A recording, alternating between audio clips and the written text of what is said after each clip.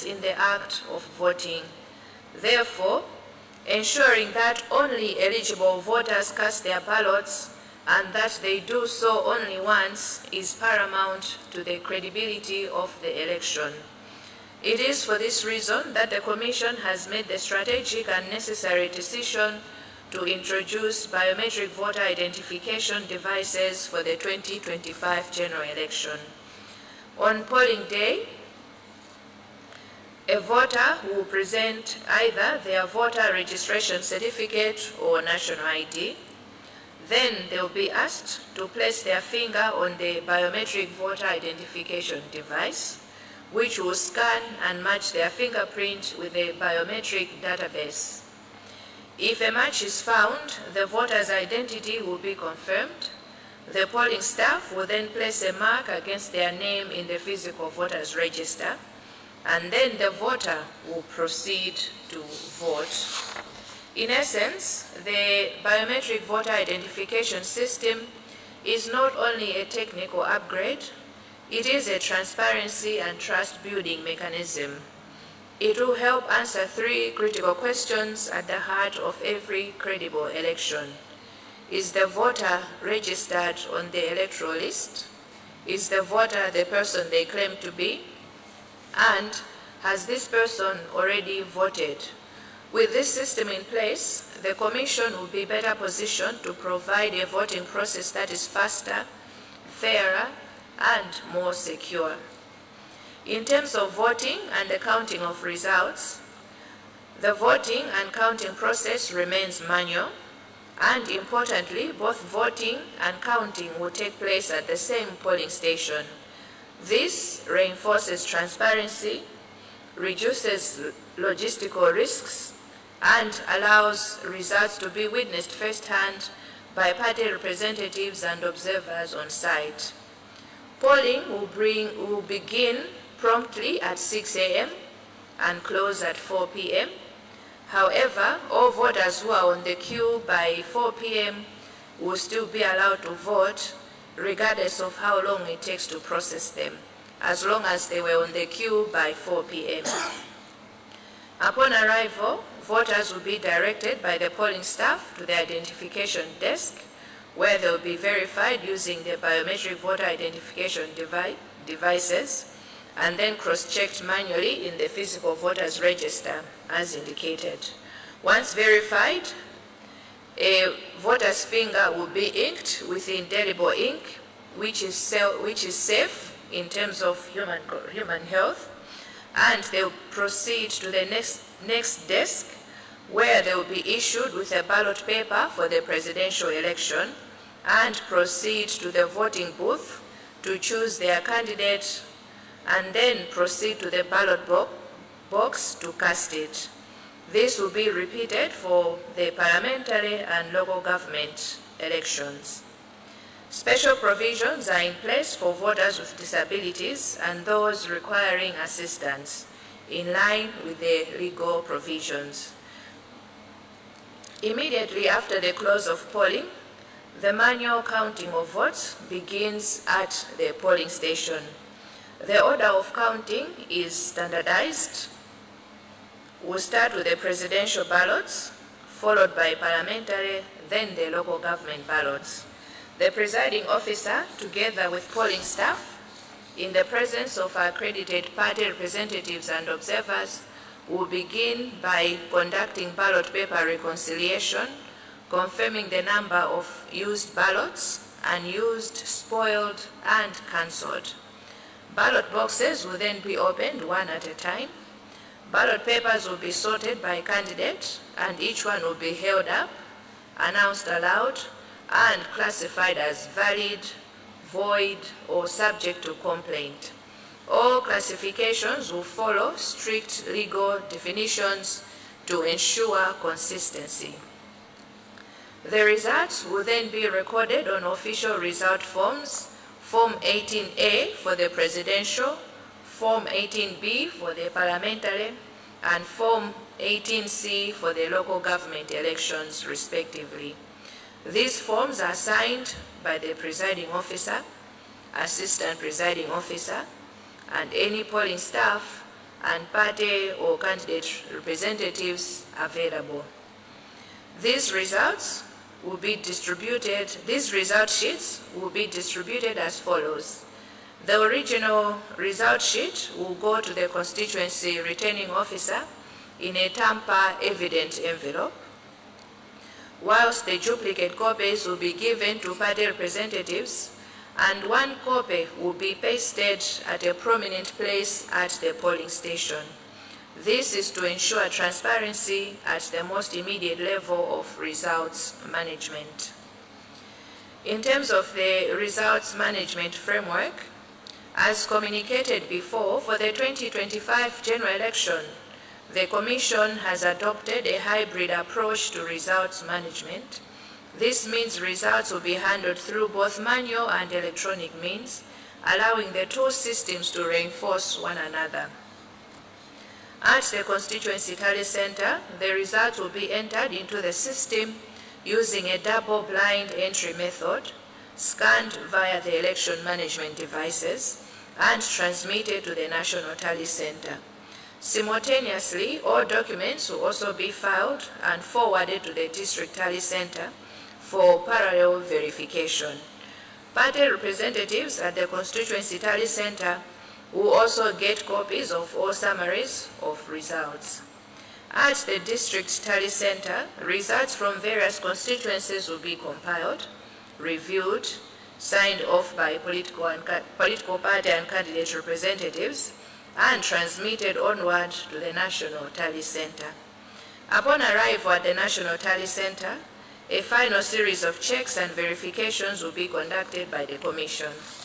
This includes resolving any outstanding complaints, reviewing void votes, and examining any vote subject to disputes, particularly where they may affect the outcome. Only after these processes are complete will the Commission certify and approve the results, which will then be publicly announced and later published in the Gazette. As a Commission, we wish to emphasize that no one is voting using a machine and no vote is being counted using a machine. As I conclude, allow me on behalf of the Commission to assure all Malawians that the Malawi Electoral Commission will continue to share electoral information through the radio, TV programs, and also will be live streamed on our digital platforms. These programs have been designed to allow you to engage directly with the Commission officials. You can tune in, call during the live shows, or send your questions and comments through messages. We encourage every Malawian to take advantage of these platforms to stay informed and seek clarity on any issue relating to voting and results management. God bless you all as you prepare to go to the polls on 16 September. Thank you.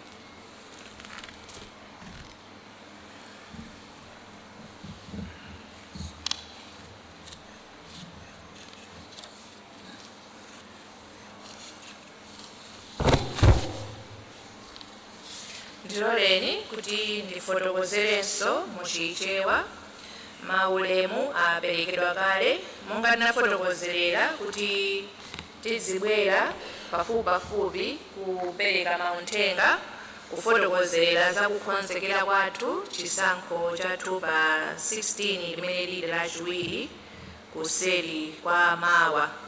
Choyamba tifotokozerere za ndondomeko yogawa katundu komanso kutumiza anthu ogwira ntchito kumalo oponyera voti. Bungwe la MEC likupitiriza kugawa katundu kupita kumalo oponyera voti, ndipo madera ambiri ntchito imene yagwirika lero, ndipo katundu ndi anthu ogwira ntchito afika. Malo ochepa ndi amene sanalandire katundu wawo, ndipo tikuyembekezera kuti alandira usiku uno. Timati tikumbutsenso atsogoleri onse a zipani ndi opikisana nawo owayimirira pa chisankho ichi. Pamene ndibwerezenso bungwe loyendetsa zisankho likumbutsa atsogoleri onse a zipani ndi opikisana nawo pa chisankho pomwe paokha kuyambira cha president, phungu wa nyumba ya malamulo komanso kansala, komanso mabungwe omwe avomerezedwa kuonerera nawo chisankho kuti mawa akuyenera kubwera kumalo onse oponyera voti kudzaonerera nawo ntchito yotsimikizira katundu amene walandiridwa. Ntchito imeneyi idzayamba 9 o'clock mmawa pamalo onse oponyera voti. Oyimira zipani komanso oyimira makandideti mukupemphedwa kupita kumalo onse amene anayikidwa kuti adzagwirako ntchito pa tsiku loponya voti ndi kukaonerera nawo mwambo umenewu. Pamalo onse oponyera voti, mkulu woyendetsa chisankho pamalowo adzatsegula katundu yense amene walandiridwa kuphatikizirapo ma ballot paper kuti atsimikizire kuti katundu ameneyi ndi olondola komanso mulingo ndi okwanira. Izi zonse timapanga kuchitira kuti ngati pangakhale vuto mwachitsanzo kuti kwapita katundu ochepa kapena olakwika, tikhale ndi nthawi yokwanira kukonza zimenezo tsiku loponya voti lisanafike. Chonde atsogoleri, gwirani nthawiyi chifukwa ife ntchitoyo tikayamba 9 koloko mmawa ndipo sitikadikira munthu. Titsimikize pamenepa kapena titsindikize kuti oyenera kubwera ndi oyimirira zipani kapena oyimirira makandideti okha amene apatsidwa chilolezo motero. Amayi ndi abambo, mawa tikangomaliza ntchito yotsimikizira katunduyi pamalo aliwonse oponyera voti pakachitika maphunziro a anthu ogwira ntchito pomwepo. Opangitsa maphunziro amenewa akakhala wamkulu woyendetsa zisankho pa mzere uliwonse pamene pakachitikire voti kapena tinene kuti presiding officer. Pofuna kuthandiza oyimira zipani komanso makandideti awo oyima pawokha, bungwe loyendetsa zisankho likawalola iwowa ma representatives kapena ma monitor kukaonerera nawo maphunziro amenewa. Ngati kungafunike transport kapena chakudya, azipani akasamalira ndipo akakonza ndondomeko zimenezi okha. Timafuna titsindike kuti zakufunika kwa maphunziro amenewa. Nthawi zina mavuto amene timakumana nawo amakhala chifukwa chakuti oyimirira makandideti kapena azipani amene atumizidwa sanaphunzitsidwe, choncho samadziwa ndondomeko ya chisankho. Mwachitsanzo, pa zisankho za mbuyomu takhalapo ndi mavuto ndi anthu amenewa amene amafuna kuti adzikaona nawo pamene oyendetsa chisankho akuthandiza munthu ofuna chithandizo kamba ka ulumali kuponya voti komanso kuti kodi wachonga poyenerera. Izi ndizotsutsana ndi malamulo chifukwa zimaulula chinsinsi cha voti. Choncho tipemphe ndithu kuti azipani komanso makandideti tengeranipo ni mwayi pa mpato umene wa meki yapereka ndi kuwalimbikitsa mamonita anu kuti apezeke ndithu ndipo akakhalepo nthawi ya maphunziro. Tifotokozerepo za kuvotera malo ena kwa anthu amene adzakhala kugwira ntchito ya chisankho. Izi takhala tikukamba ndithu masiku apitawa, koma mutilole kuti tibwerenze kuti tonse tikhale kuti tikumvetsetsana ndithu. Monga tikudziwa, nyumba ya malamulo inakumana mwadzidzidzi kumene inakambirana ndi kuvomereza lamulo limene likulola anthu ena kuti akavotere kumene adzakhala kugwira ntchito pa tsiku loponya voti, angakhale kuti kumeneko si kumene iwowo analembetsera. Lamulo limeneli silikuvomereza kapena silikuthandauza matransfer. Magulu amene ali ololedwa kuponya voti kwina kodi ndi ndani? Amayi ndi abambo, dziwani kuti ndi magulu atatu okha amene akuloledwa ndi lamulo ili kuti angathe kuponya voti kumene akugwira ntchito. Gulu loyamba ndi anthu ogwira ntchito ku meki kuphatikizirako omwe tinawalemba pa nthawi ya chisankho yokha. Achiwiri ndi achitetezo kuchokera ku Malawi Defence Force, Malawi Police Force, Malawi Prison Service komanso ku immigration, koma akhale kuti ndi amene meki yawatumiza kukagwira ntchito ya chisankho. Achitetezo amene angapezeka kugwira ntchito pa tsiku limeneli koma sikuti atumizidwa ndi meki, iwowa sali oyenerera kuti alandire chilolezo chokaponyera voti kumalo kwina. Achitatu komanso omaliza ndi oyimira zipani komanso makandideti a zipani amene mayina awo anaperekedwa kuti akagwira ntchito pa tsiku loponya voti pa polling station kapena pa constituency tally center kapena pa district tally center. Apapa tinenetse kuti commission ilibe dongosolo yovomerezera oyimira makandidate kapena zipani oyendayenda m'malo oponyera voti. Onse amene azipani kandi opikisana nawo akuonza kuti mamembala awo azidzayendera anthu awo adziwe kuti sakuyenekera kufika pamalo oponyera voti. Ngati akufuna kuyankhula ndi anthu akumane nawo pa mtunda wa 100 meters kuchokera kumalo oponyera voti, ndipo iwowa sangapatsidwe chilolezo chokaponyera voti kumalo kwina. Titsindikenso kuti ngakhale magulu amenewa akuloledwa kukaponyera voti kumene akugwira ntchito, akuyenera kukhala kuti analembetsa mukaundula wa voti. Ngati sanalembetse sangaloledwe kutenga chilolezo choponyera voti kwina. Ndiponso dziwani kuti kuyesera kufuna kuponya voti pamene simunalembetse ndi mlandu. Mwina nkumafunsa kuti kodi kokapemphera ndi kutenga chilolezo kundikutiko. Amayi ndi abambo, anthu onse amene akufuna kutenga chilolezo akuyenera kupita kwa constituency returning officer akudera limene adzagwireko ntchito pa tsiku loponya voti. Apapa timvetsetsane bwinobwino, chilolezo chikukatengedwa ku constituency kumene mukagwira ntchito pa tsiku loponya voti osati kumene munalembetsera voti. Mamonita apa district tally center akatenga chilolezo kwa district commissioner kapena CEO wa konsolo imeneyo. Masiku opemphera chilolezo, anthu onse amene akugwira ntchito ya chisankho motumidwa ndi meki kuphatikizirapo achitetezo ndi mamonita akuyenera kukatenga chilolezo kuyambira tayamba kale pa 12 kufika mawa pa 15 nthawi, ndipo nthawi yotseka kutenga chilolezo ndi 6 koloko madzulo. Chonde teni tisamale nthawi imeneyi, ikangodutsa 6 koloko madzulo ndiye kuti sipakhalanso kuperekedwa chilolezo china chilichonse. Dziwaninso kuti palibe amene adzaloledwe kutenga chilolezo pa tsiku loponya voti, ngakhale kuti silinayambe kuponya voti. Aliyense atengeretu isanafike 6 koloko madzulo mawa.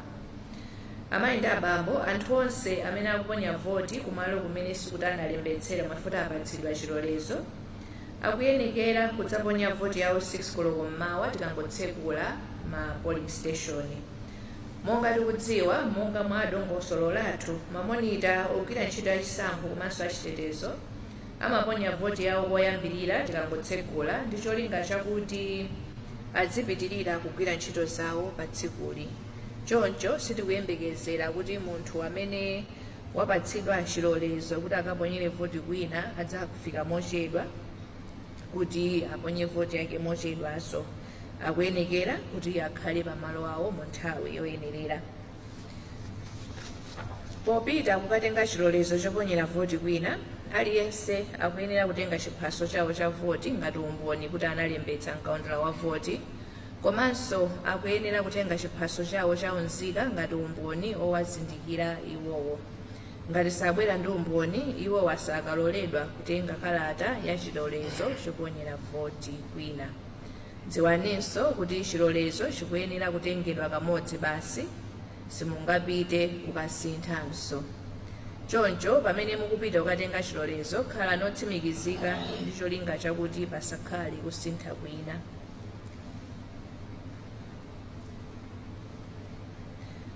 Dziwani kuti pa tsiku loponya voti, anthu onse amene akuyenera kuponya voti pogwiritsa ntchito chilolezo chovotera kwina, iwo wanso adzatsimikiziridwa monga wina aliyense amene amabwera kuzaponya voti.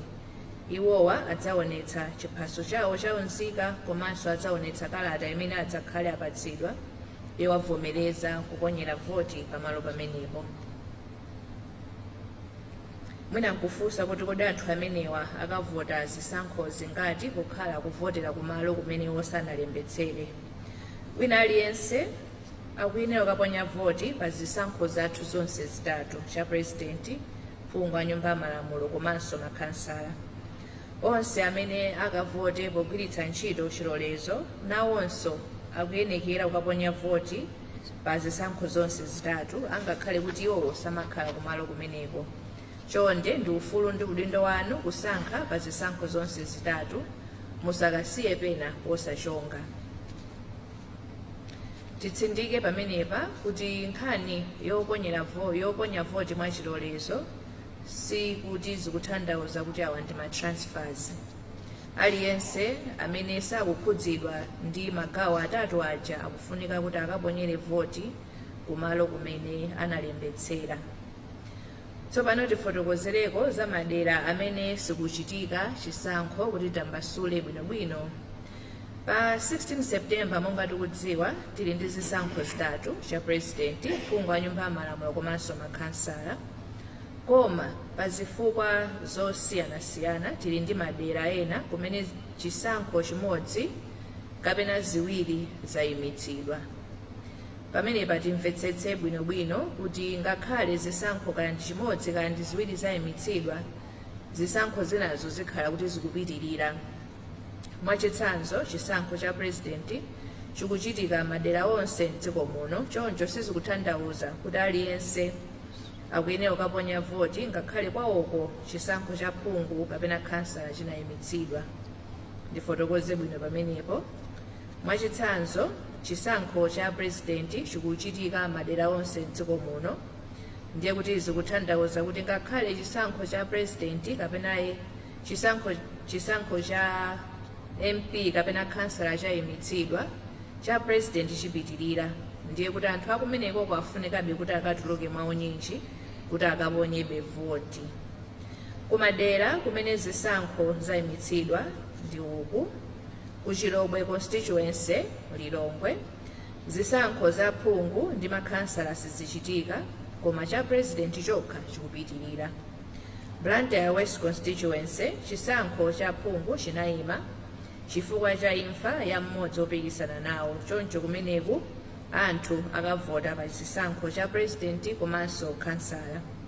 Ku Nsanama ward Lilongwe Temera constituency, chisankho cha khansala sichichitika chifukwa analowa wopanda opikisana nawo, koma chisankho cha president ndi phungu chipitirirabe. Ku Msitu ward Mchinji South constituency, chisankho cha khansala sichichitika chifukwa cha imfa ya mmodzi opikisana nawo, choncho anthu akavotera pa chisankho cha president komanso phungu wa nyumba ya malamulo. Ku Mikongo ward Mangochi North East constituency, chisankho cha khansala sichichitika chifukwa cha imfa ya mmodzi opikisana nawo, choncho anthu akavotera pa president komanso phungu wa nyumba ya malamulo. Luwinga ward Mzuzu City North constituency, chisankho cha khansala sichichitika chifukwa cha imfa ya mmodzi opikisana nawo, choncho anthu akavotera pa president komanso phungu wa nyumba ya malamulo. Chilunga ward Zomba City North Zomba City Council, chisankho cha khansala sichichitika chifukwa cha imfa ya mmodzi opikisana nawo, choncho anthu akavotera pa president komanso phungu wa nyumba ya malamulo. Tikambe tsopano za kufalitsa nkhani zabodza komanso zopanda umboni. Pamene tikuyandikira tsiku lovota amayi ndi abambo, chinthu chimodzi chikupereka chiopsezo pa ndondomeko ya chisankho ndi nkhani zabodza kapena tinoti zongopeka. Munyengo ino ya makina a intaneti, nkhani zabodza zimafala mwachangu kudzera m'masamba amchezo ndi magulu ena pa intaneti, ndipo ngati sizinawunikidwe zimatha kubweretsa chisokonezo komanso kuchotsa chikhulupiriro cha anthu mukayendetsedwe ka chisankho. Tikupempha onse okhudzidwa ndi ndondomeko ya chisankho komanso amalawi onse kuti tiyeni tikhale tcheru kutsimikizira ngati nkhani zomwe tamva zili zoona tisanagawire kwa wena. Atola nkhani komanso anzathu nyumba zowulutsa mawu, tikukumbutsani kuti muzikhala tcheru kuwunika komwe kwachokera nkhani ina iliyonse musanayitsindikize kapena kuwulutsa nkhani zokhudzana ndi zisankhozi. Pakali pano timafuna tipemphe manyumba ofalitsa nkhani kuti mukhale chete pamene nkhani zabodza zikufala, musatenge nawo gawo pofalitsa nawo nkhani zimenezi. Mukaona nkhani iliyonse yabodza kapena yakuti ikhoza kusocheretsa anthu, chonde inuyo lengezani zoona zake osayang'ana mbali ina iliyonse. Zindikirani kuti liwu lanu ndilofunikira kuthandizira Amalawi kuti asasocheretsedwe. Mukachita izi mudzapewetsa kufala kwa nkhani zabodza komanso kulimbikitsa demokrasi yathu. Tilole tsopano tikumbutsireko za chiwerengero cha oponya voti pamene tikulimbikitsa Malawi kuti akatuluke mwaunyinji kuponya voti yawo. Pamene tikupita kukaponya voti lachiwiri, dziwani kuti chiwerengero cha anthu omwe analembetsa kuti aponye voti chili pa 7,203,390. Mwa nambala imeneyi anthu 3,088,670 ndi azibambo ndipo 4,114,720 ndi azimayi. Mu nthawi yakalembera wa voti, komishoni imalembanso maulumali osiyanasiyana omwe weni wake anatidziwitsa mwakufuna kwawo ndi cholinga chothandizira mapulani athu a tsiku lovotera. Ndipo chiwerengero cha anthu amene ali ndi maulumali mu kaundula wathu wa voti ndi 137,925 amene tinganene kuti ndi 1.2% ya anthu onse amene analembetsa. Ndipo anthu amenewa zili motere: anthu amene ali ndi ulumali osaona 18,567, osamva 13,604, osalankhula 5,361, osayenda 2,531, ndipo maulumali osiyanasiyana 101,981. Pamene tikuyandikira tsiku loponya voti, komishoni ikumema anthu onse amene analembetsa mkaundula wa voti kuti abwere mwaunyinji kuti adzaponye voti yawo, chifukwa ichi ndi chokhumba cha onse amene amapanga kampeni. Zisankho si ufulu chabe, komanso ndi udindo omwe tili nawo kwa ife amene ndi kwa ife eni komanso mibado imene ikubwera kutsogolo. Kuchuluka kwa chiwerengero cha oponya voti kumasonyeza kuvomerezeka kwa utsogoleri. Chonde amayi ndi abambo, komishoni ikupemphani wina aliyense amene analembetsa kuti mukayambe mwaponya voti pa 16 Septemba musanayambe kugwira ntchito zina ndi zina pa tsiku limeneli. Tikambepo za kuponya voti komanso kuwerengetsera zotsatira. Amayi ndi abambo, timafuna tidziwitse kapena kukumbutsira mtundu wa Malawi kuti kuponya voti ndi kuwerengetsera kwa zotsatira sikunasinthe. Ndondomeko zake zili monga kale kuti zonse zikakhala zapamanja. Palibe kugwiritsa ntchito makina aliwonse kuponya voti kapena kuwerengetsera. Kuwerenga zotsatira kudzachitika pamalo omwewo pamene voti idzachitikire. Palibe ballot box yomwe idzasunthidwe pamalo oponyera voti isanawerengedwe. Amayi ndi abambo, kuponya voti kudzayamba 6 koloko mmawa ndipo tidzatseka 4 koloko masana. Anthu onse amene ikamati 4 koloko ikuakwanira ali pansere, iwowa sadzabwenzedwa, adzaloledwa kuponya voti. Koma amene adzabwere nthawi ya 4 koloko itadutsa, amenewa sadzalola nawo panzere ndipo sadzaponya voti. Tiyeni tigwire nthawiyi 6 koloko mmawa kutseka 4 koloko madzulo. Dziwani kuti bungwe la meki layika makina pamalo oponyera voti ndi cholinga chozindikira komanso kutsimikizira kuti munthu amene wabwerayo ndi amene analembetsadi mkaundula wa voti. Tinenetse kuti makina amene wasovotera ayi, koma tikufuna kuti okhawo amene analembetsa mkaundula wa voti ndi amene aponye voti, komanso akaponye voti kamodzi kokha, osati akhale kothekera kuponya voti kawiri mwachinyengo.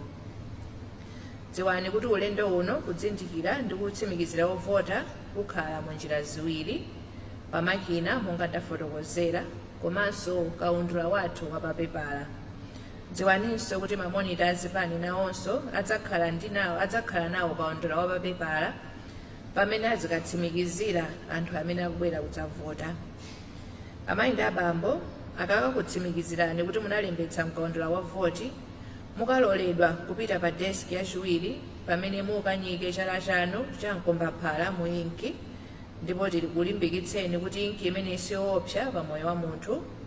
choncho musakavutike kukayichotsa, imachoka yokha ndi nthawi. Mukanyika chala chanu mwinki mukapita pa desk ina pamene akakupatseni ballot paper yoyamba ya president. Mukatenga ballot paper mukapita mukanyumba komata kaja kuti mukasankhe president pochonga kapena kutinda mukabokosi ka munthu amene mukufuna. Kenako kupinda ndi kuponya ballot box. Pamenepa titsindike kuti chonde tikachonge kapena kutinda mosamala ballot paper yathu ya president kuti ili ndi makandidate ambiri, maboksi aja ndi ocheperako pang'ono. Ndiye tiyeni tikadinde mosamala, tikadinde mkati mwa mizere kapena kuchonga mkati mwa mizere, chifukwa tikakatuluka ikakhala kuti ballot paper ija ikakhala kuti ndiyowonongeka sikawerengedwa. Titsindike pamenepo, tiyeni tikadinde kapena kuchonga mosamala mkati mwa mzere. Mukakamaliza pa president mukapanganso chimodzimodzi pa chisankho cha phungu kenako cha kansala. Mukatero ndiye kuti mwamaliza, ndipo mukanyamuka kumapita ku nyumba mumakayembekezera zotsatira. Amayi ndi abambo, monga tafotokozera, kuwerengera mavoti kukachitika pamalo pomwepo pamene voti yachitikira. Tikakatha kuponya mavoti, ma ballot box onse atatu akanyamulidwa ndi kulowa mkalasi ya pamalo pomwepo kuti kuwerengera kukayambike. Kuwerengera kukayamba ndi ballot box ya president, ndipo akakamaliza akayenera kusayinirana, ndipo aliyense akatenga nawo zotsatira kuti akapereke kwa amene awatuma. Akakamaliza kuwerenga, kusayinirana ndi kugawana zotsatira za president, akayambano za phungu ndi kutsatiranso ndondomeko yomweyo monga tafotokozera pa president, adzapanganso chimodzimodzi pa chisankho cha kansala. Pamapeto azonse, oyendetsa zisankho adzatenga zotsatira ndi kupita nazo constituency tale center kumene kuwonkhetsera kukayambike. Tifotokoze pamene tupita komaliza zakatumizidwe ka zotsatira za zisankho. Amayi ndi abambo, monga takhala tikufotokozerera kwa nthawi, zotsatira zonse zikayenda pamanja komanso zikatumizidwa pa makina. Zotsatira zochokera pamalo oponyera voti zikakafika ku constituency tale center ndi kumene akayambe kuwonkhanitsa komanso kuzilowetsa m'makina. Koma dziwani kuti zonse zimene akawonkhanitse pa constituency tale center, mamonita onse akasayiniranso ndi kutenganso zawo, chimodzimodzi akakafikanso ku district tale center. Pomaliza, bungwe la MEC likufuna likutsimikizireni nsoni kuti ndilodzipereka pofuna kuti chisankho chiyende mwa ndondomeko komanso mwa chilungamo. Pempho lathu kwa achipani, iwo amene akupikisana nawo pa chisankho, atolankhani, mabungwe amene si aboma, achitetezo ndi amalawi nonse, chonde tiyeni tilimbikitse umodzi, mtendere, kuleza mtima ndi kuonetsa udindo pa nthawi ya chisankhoyi. Monga takhala tikufotokozerera, chisankho chabwino ndi cha mfundo komanso kupatsa anthu mpata osankha amene wakufuna osati ziwawa kapena kugawanika. Titsimikizirenso kuti tipitiriza kupereka mauthenga achisankho, mawayilesi, kanema komanso masamba amchezo pofuna kuti aliyense amvetsetse bwinobwino ndondomeko zonse za chisankho ndipo ulendowu tiyendere chimodzi. Ambuye akudalitseni nonse, zikomo kwambiri.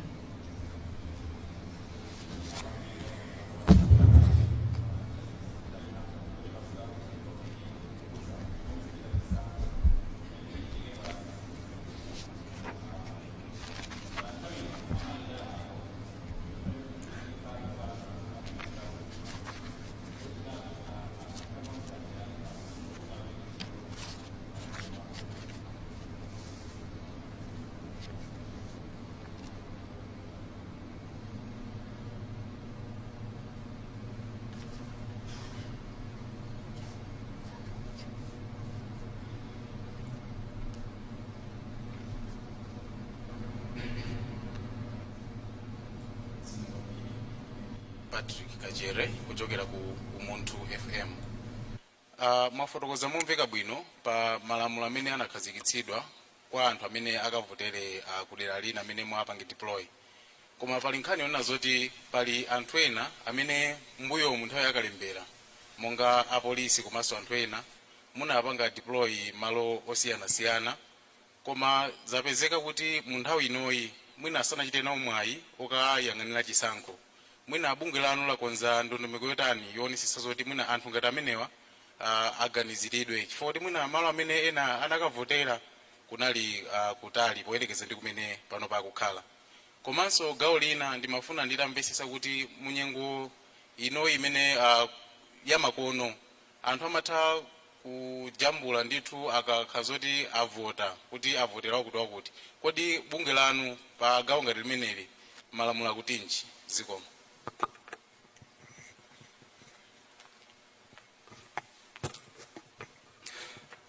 Madam Chair, in Johannes Mumba, TVN Radio, Komaso Television. Ndi mafuna ndingovetsetsa, of course mafotokoza nkano kuza kutumiza zosalira kuti izikhala bwanji makamba nkano kuza kugwisa ntchito makina komanso mwina pamanja. And mafuna nditafesera kuti kodi pali kuthekera kuti konse kunena kuti mwina zosalira zoti zatumizidwa pamanja ndi za makina kusiyana pali kuthekera kumeneko. Just want to understand on that. Thank you.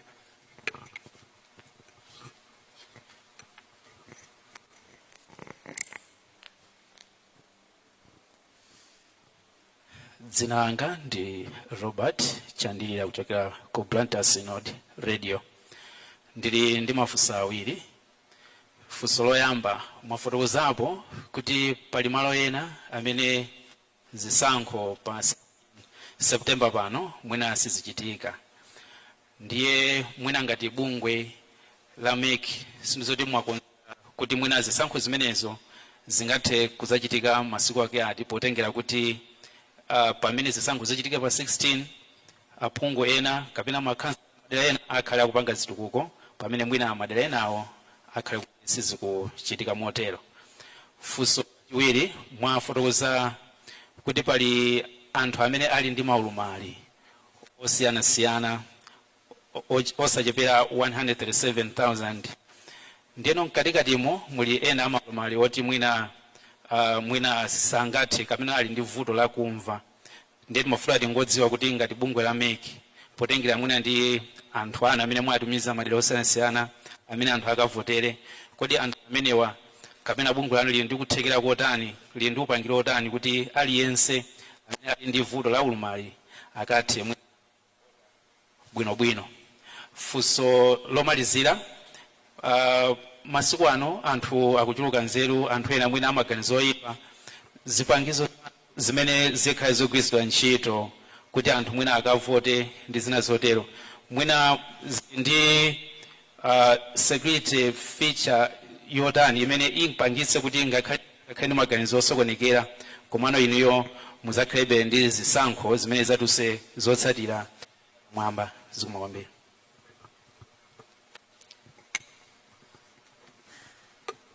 Ulemwani Madam Chair, komanso ma commissioner onse ya bungwe la MEC.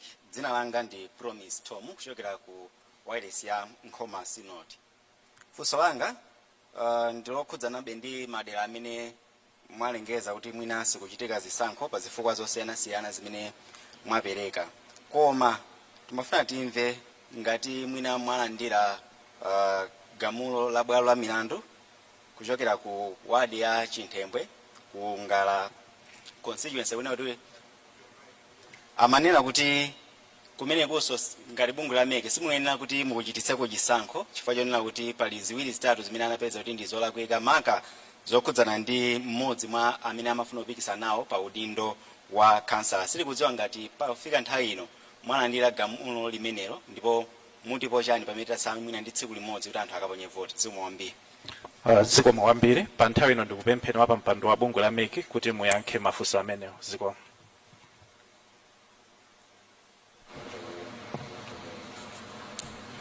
Zikomo kwambiri cha mafunso ndi amene abwera. Patrick Kajere ku Umunthu Radio. Lamulo limafotokoza kuti munthu wina aliyense amene analembetsa nkaundula akaponyere voti kumalo kumene analembetsera. That is the basic principle. Amendment imene yachitika kulola magawo atatu aja is an exception to the general rule. Kutanthauza kuti ngati munthu sali polling staff amene watumizidwa ndi bungwe la MEC kukagwira ntchito, ngati asali wachitetezo amene wachitidwa deploy kukagwira ntchito kuma polling station ku nkhani za chisankho, ngati asali party representative, ndiye kuti ameneyo akalembetsere kumalo akavotere kumalo kumene iyeyo analembetsera. Kaya amagwira ntchito ndi MEC nthawi ya kalembera, kaya anagwirako ntchito ku MEC kumene koma sali ku MEC, iyeyo ali ngati Malawi wina aliyense akufunika kuti akaponye voti kumalo kumene analembetsera. Takhala tifotokozera kuti employers have an obligation to make administrative arrangements kuti athandizire ogwira ntchito awo kuti akaponye voti, komanso poganizira kuti pakhozokhala ma logistical issues ndi kukhulupirira chifukwa anzathu aku parliament anakhazikitsa kuti tsiku loponya voti likhale la tchuthi kuti anthu athe kupeza danga kuti apite akaponye voti. Ndikuyankheni motero. Kujambula ballot paper ndicho saloledwa, kusonyeza kuti even inuyo mwalowa mu booth mwatenga ballot paper simungajambule nkumanena kuti current situation, zimenezo ndizosaloledwa chifukwa chokuti tikumbukire kuti voti ndi yachinsinsi, andi chinsinsicho chikuyamba ndi inuyo, simungajambule kuti muonetse mtundu.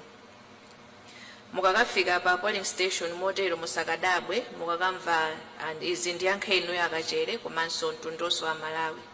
Mukakafika pa polling station akakakupatsani ballot paper ndikuwuzani kuti musajambule nkhani kuchokera pamene popo. Ndipo chonde ndipemphe Malawi tonse tiyeni tisakapatse ntchito yambiri ma presiding officer pochita makani kuti ndikufuna kuti ndijambule ballot paper izi ndizosaloledwa.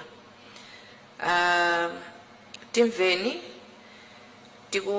monga takhala tikufotokozera ma system akuyenda limodzi, koma ndiye kuti tikakhala kuti tachoka pa polling station itapita ku constituency tale center pakuchitika atalinge pamenepo, kusonyeza kuti tikufunika kuti njira zonse ziziyenda zofanana. Ngati pali vuto ndiye kuti pakufunika kuti paunikidwe bwinobwino kuti kodi zasiyana pati.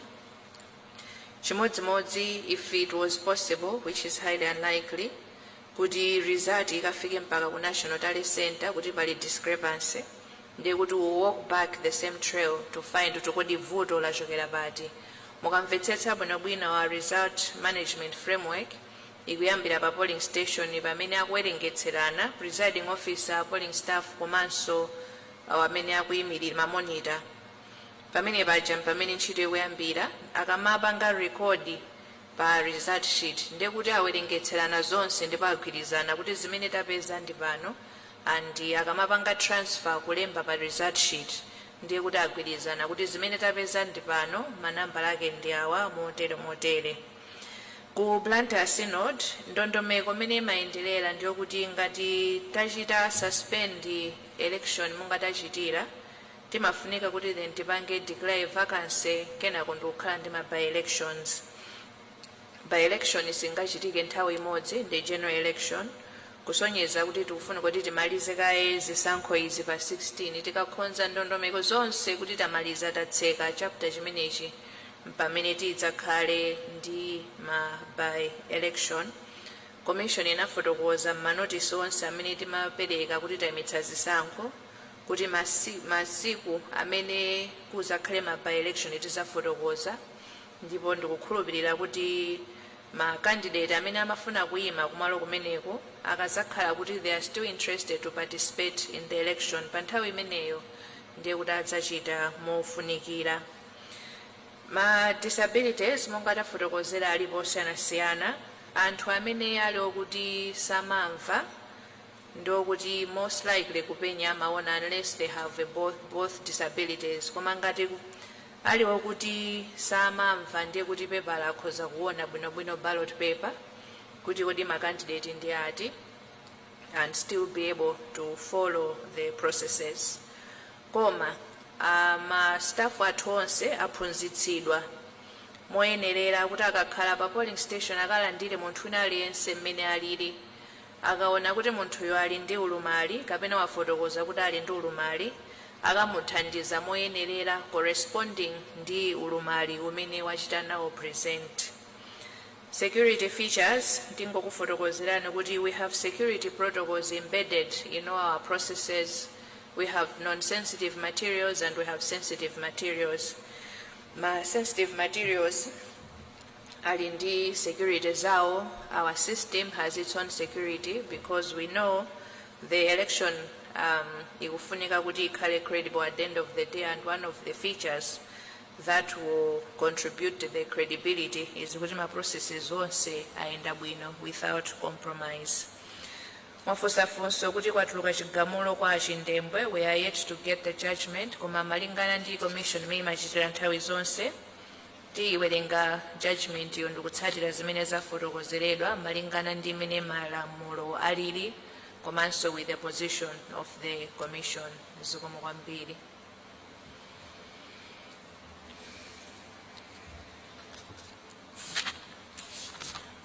The MEC chairperson, Justice Annabel Ntarimanja, and all commissioners present here, MEC CEO, Mr. Andrew Mpesi, and MEC staff, members of the media, ladies and gentlemen, we have now come to the end of the press briefing this evening.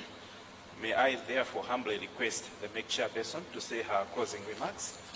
Thereafter, Mr. Rex Goyeri will say the closing prayer. Thank you.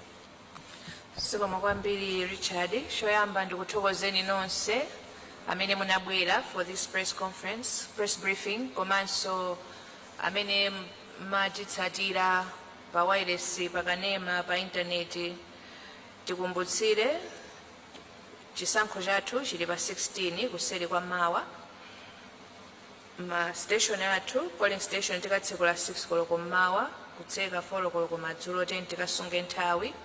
Pobwera tikanyamule chiphaso chathu chovotera, chiphaso chathu chaunzika, koma ngati zonsezi zinatayika palibe koma tinalembetsa, tiyeni tikabwere ndithu akatithandizira ndikutiunikira ndikutitsimikizira ndi makina athu amene tili nawo. Koma pakapezeka kuti mulibe umboni uliwonse inuyo, makina mwathu mulibe, mukaondola mulibe, ndiyo tikanena kuti simunalembetse. Tiyeni tipitirize kusunga bata ndi mtendere. Malawi ndi mmodzi. Tayenda nyengo ya kampeni imene yatha lero mawa, ndipo it was relatively peaceful. Tikupempha kuti tiyeni tonse tisunge bata ndi mtendere, komanso timange umodzi. Chisankho ichi chikapita tikakhalabe Amalawi, dziko lathu likakhalabe lomweli.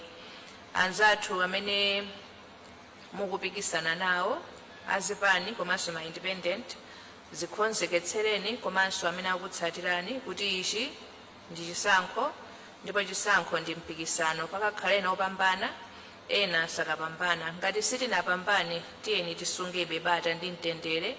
Ngati sitinakhutire ndi njira ina iliyonse, tiyeni titsatire njira zimene malamulo anakhazikitsira popita ku khoti kuti akathe kutiunikira. Koma chonde tiyeni tisabweretse ziwawa, tisasokoneze, tisunge Malawi ndi mmodzi. Zikomo kwambiri, Ambuye akudalitseni nonse.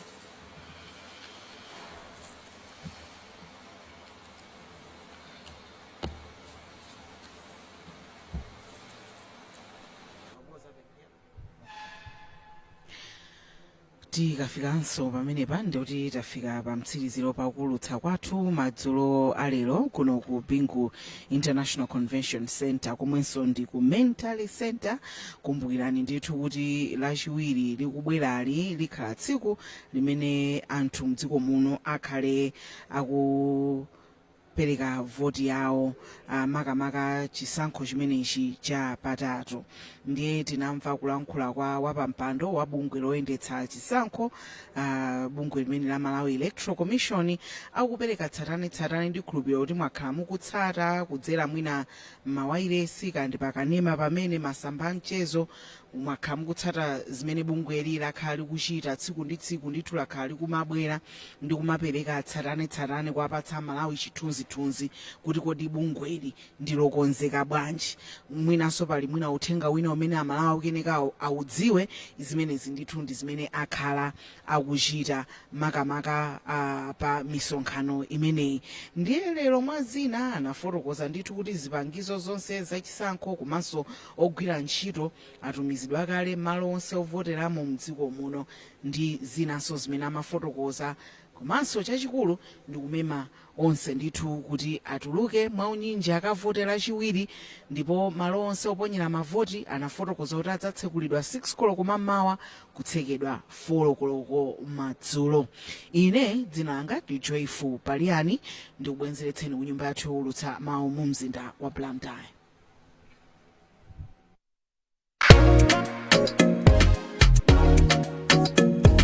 Your future starts here at TVET. Hands-on training, modern